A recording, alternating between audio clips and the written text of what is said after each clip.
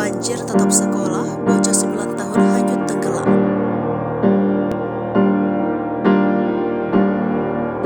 Tujuh kabupaten di Lampung dilanda banjir setelah diguyur hujan sejak Rabu 8 Maret 2023 malam. Peristiwa ini menyebabkan seorang bocah berusia 9 tahun meninggal dunia. Tak hanya itu saja, seorang pria beserta mobilnya masih terus dicari oleh tim SAR. Dilansir dari Kompas.com, korban tewas adalah Adi Chandra Saputra 9 tahun, bocah kelas 3 sekolah dasar di Lampung Utara.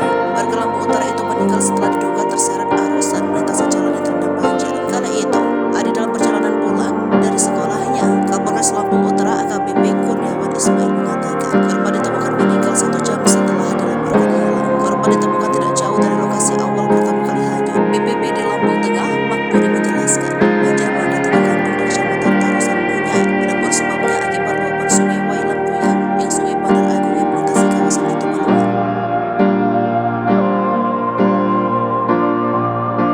Adapun Edi Susanto dilaporkan hilang bersama mobil Satrada yang dikendarainya. Korban diduga nekat melintasi di jalan yang terendam banjir di Kampung Terpanggi, Ilir pada Kamis sekitar pukul 5:30. Hingga kini, Edi masih dalam pencarian. Sampai Kamis sore, sejumlah titik yang dilanda banjir mulai surut. Kendati begitu, masih ada daerah yang terendam banjir dengan ketinggian air berkisar 0,5 sampai 1 meter. BPBD Lampung Tengah bersama instansi terkait terus berupaya mengevakuasi korban banjir dan menyalurkan bantuan logistik berupa makanan, minuman, serta obat-obatan. Kepala Kantor Basarnas Lampung, Deden Ridwan Syah menyebutkan pihaknya menerjunkan sejumlah personel untuk membantu evakuasi korban banjir di sejumlah kabupaten yang dilanda banjir. Hingga kini, pihaknya tengah membantu pencarian korban banjir yang hanyut terseret air.